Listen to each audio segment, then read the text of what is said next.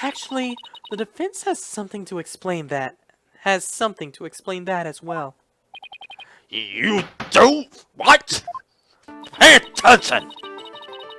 If there was only a trace amount of blood on the school banner, then there must have been something else the killer used to soak up the blood. All I have to do is figure out what. This is what soaked up most of the victim's blood.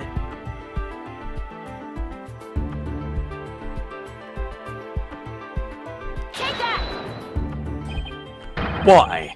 It looks like there's another piece of fabric on top of the school banner.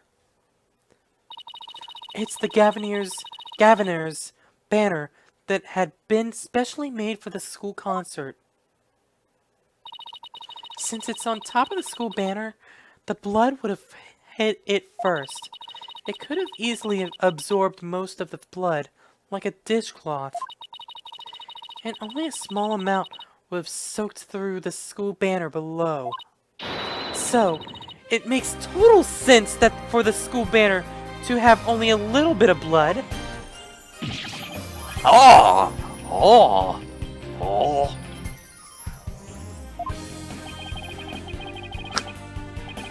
Oh! Oh! Oh! I want to see that pose again just to make fun of it some more. So, the banner absorbed the blood like a dishcloth. Yes, that would explain it. The Gaviner's banner was like a dishcloth. Surely it was at least towel quality. I hope Clavier wasn't hearing that, and I can't believe that happened after turning. Seriously, this is getting rather annoying. I don't know why it's doing that so much, but it's annoying. Okay. Especially since all I have to do is unplug it and plug it back in. Stupid thing. Simon, don't just stand there. Do something. Silence. Oh man, I missed the pose again. Sykes Dodo, you are learning to wield the blade quite well. But how will you respond when I come slashing at you like this? The remnant of a large bloodstain was detected in the art room.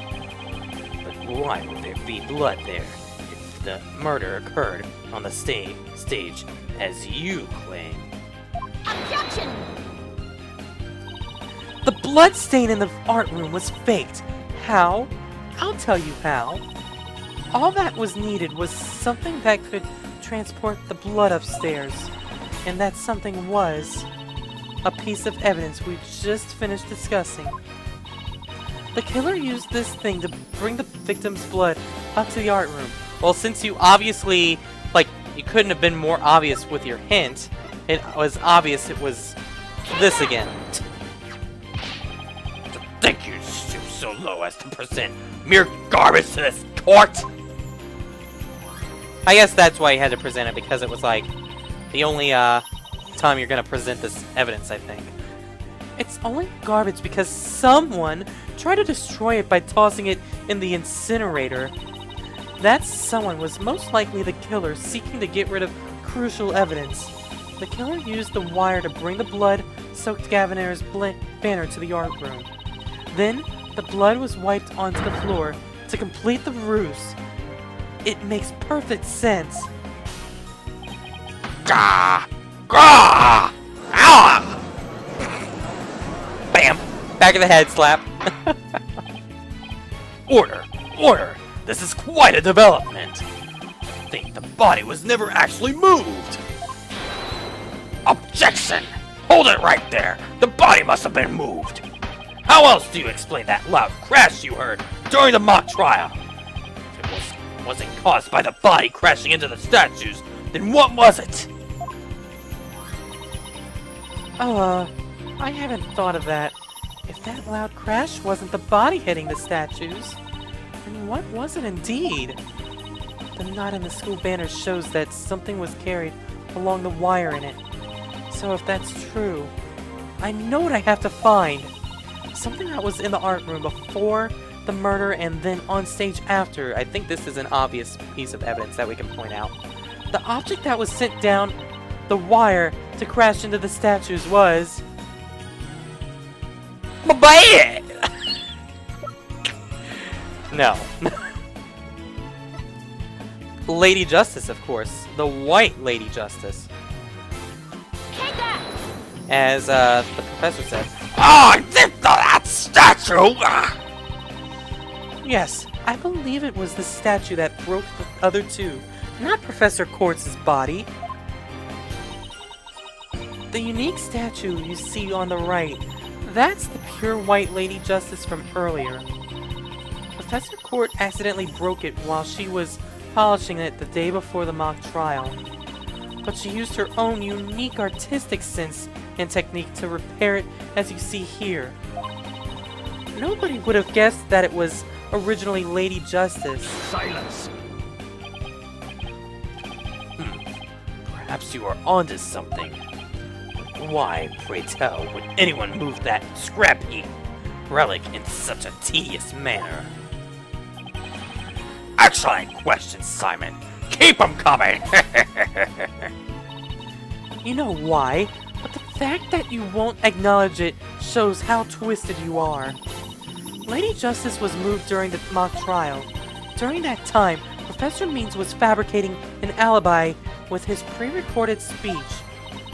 If we consider the facts, then Lady Justice was moved in order to... point us to the body, right? Was it that or interrupt the mock trial? I think it was point us to the body. Yep! Professor Means used his pre-recorded speech to fake an alibi during the mock trial. He wanted to make it look like he couldn't possibly have moved the body. Moving Lady Justice was his way of pointing us to the body and cementing his alibi. Gah! That's quite a persuasive argument. For a while there, I thought you weren't taking the trial seriously. Well done! What the hell are you talking about? I have a perfect bar. I didn't have a perfect bar when I was going through this the first time.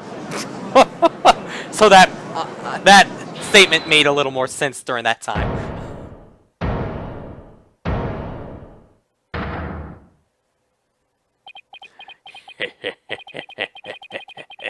You should never underestimate me, Athena Sykes!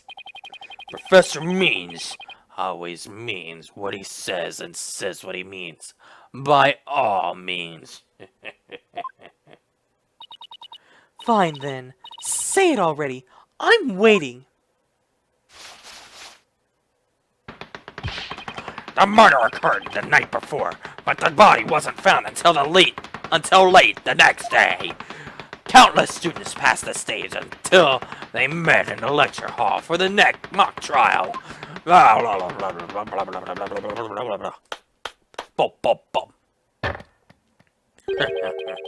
So to answer me this, why didn't anyone see the body that entire time? That can be explained by... If the victim was murdered on the stage and left there, the body would have inevitably have been discovered. And of course, there was nowhere to hide a body upon that stage. This is not good, Athena. Our claim is this close to being beaten to a pulp. I know, but we've come so far. Consider yourself schooled. Old school. I couldn't have possibly killed anyone. Boom. The killer is none other than Juniper Woods. Always has been, and always will be. Just wait a minute. Poor Juniper. She must seriously regret having asked you to defend her. And to add to insult to injury, you nearly had You convicted for murder.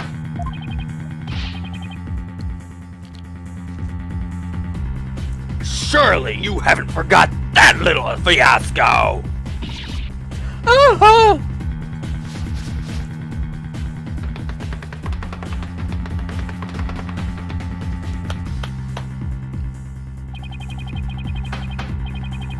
Not only did you fail to defend your client, you also raised false charges against her friend. You have no right to call yourself a lawyer. Damn.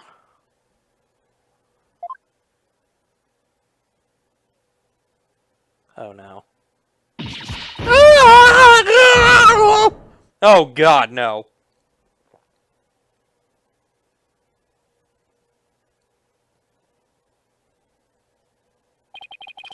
What if this trial proceeds in the same manner and ends in the same way as the mock trial?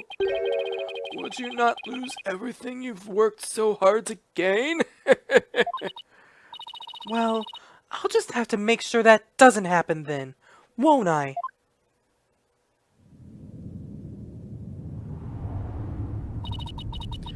Don't tell me I failed once again. Failed to save someone near and dear to me. I've worked so hard to become a lawyer and even studied psychology. Has it all been for naught? Am I just doomed to relive that all over again?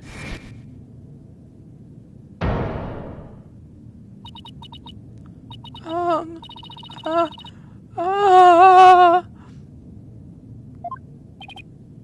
Athena! What's wrong? Breathe in. Breathe out. Breathe in. Relax. Athena. Breathe. It's not working. Everything's going dark. After all I've done, is this how it ends? Forgive me, Junie. I couldn't protect you like I said I would. Objection! You leave Athena alone, man! She's the only one who saved me! It was because of Athena that I could stop hiding and start living my life as a girl again. And she saved the friendship between you, Juniper, and I think you're an awesome lawyer, Athena. One of the best! But I raised false charges against you. And that's not all. I've done some seriously unforgivable things. Objection! What's the big deal? False charges are nothing to be scared of. And I'm not even mad at you. I should really be thanking you. You used legitimate means to expose my wrongdoings and give me a chance to re-examine what's important. But what does it matter if I can't save Juniper? I mean, the whole reason I've come so far is... Objection! It's not over yet, Athena. It's not over yet! Snap! I'm allowed to make Metal Gear Solid references if this game is going to make Metal Gear Solid references with Scuttlebutt. Even now, at this very moment, I still believe in you. Junie, I know you're better than most people, Athena. I know you better, not I know you're better. And I know you'd never surrender to the dark age of the law like the professor did. Thank you, Junie, but I feel like I can barely breathe. I don't know what to do. Silence! Stop your bleeding this instant! You look like an utter fool. Prosecutor Blackwell? There is one who awaits you, is there not? And that is the reason you have studied so very hard. Huh? Are you prepared to give up on all you have worked for thus far? It would not do to have you disappoint you-know-who.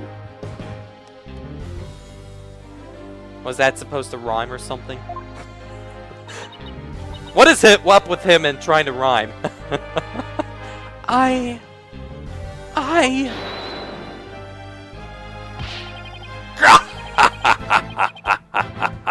You're wasting your time.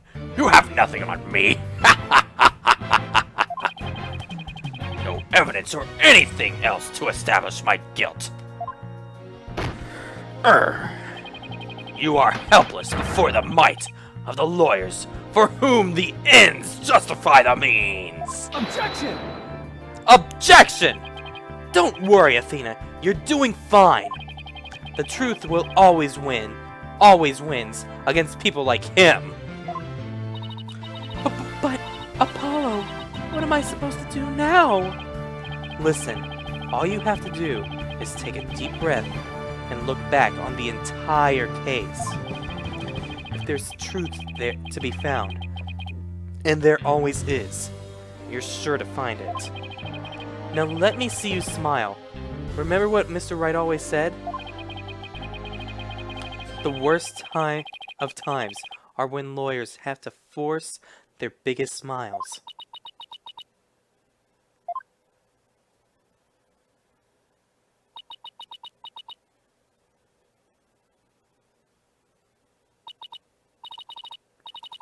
Thanks, everyone.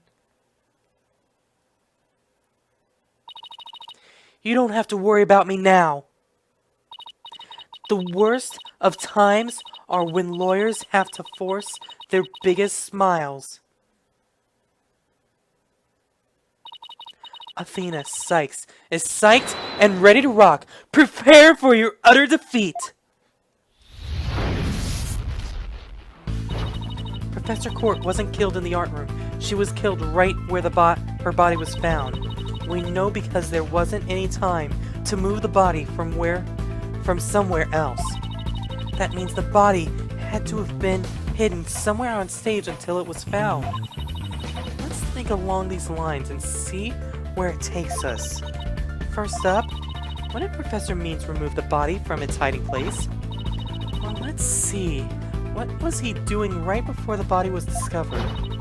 He was using that span of time to fake his alibi created. To move the body to where it would be more easily spotted. Therefore, the only time Professor Means could have removed the body from its hiding place is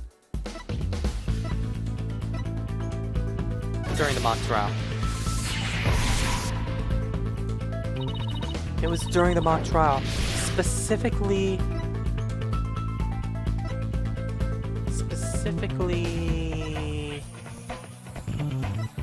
what was it? I can't remember. During the speech? Yes! I think that was it. Professor Means moved the body to an easily seen location during his long pre-recorded speech. The professor also moved something to the stage that wasn't there before, specifically the white statue. The gold statue? What the hell kind of answer is that?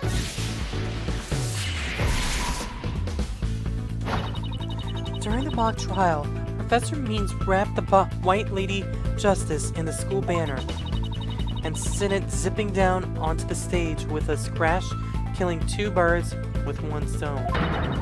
He drew attention to the body and made it look like the murder occurred in the art room. But was there anything to hide a body on the stage? On that stage? Doesn't seem likely. No, there had to be someplace. Wait a second. How about something that should have been finished but was only almost done? Something was used to cover the body up, but it didn't draw undue attention because it looked like it belonged there on stage. In that way, no one would suspect there was a body hidden inside. It was already on the stage and capable of concealing the body. The Wright statue. The body was hidden by Wright's statue. Oh, I know! Then Mr. Wright's statue was never actually finished. The body was wrapped under some cloth to hide what was really inside. Cleverly disguising it as the boss's statue.